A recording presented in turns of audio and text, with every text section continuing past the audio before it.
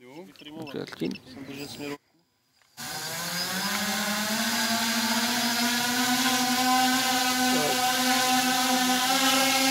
Ty fotky tohohle poslat tobě, když tak, jako když to bude tam něco jako to, v tom telefonu to neto. A už se spojují, že to? Jo. Jsem to? Druhý potíle. no, teďka už je problém. Kabinu by to chtělo, no. To je jak včelka. Opiluje kytky.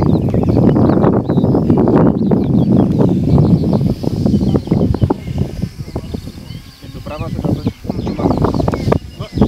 a nebo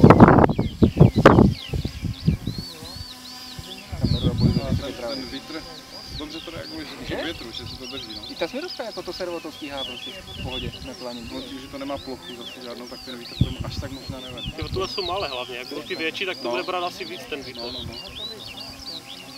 Ty co máš? No, umyslně tady.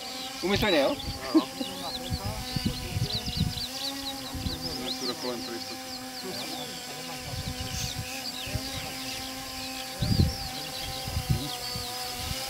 To povede,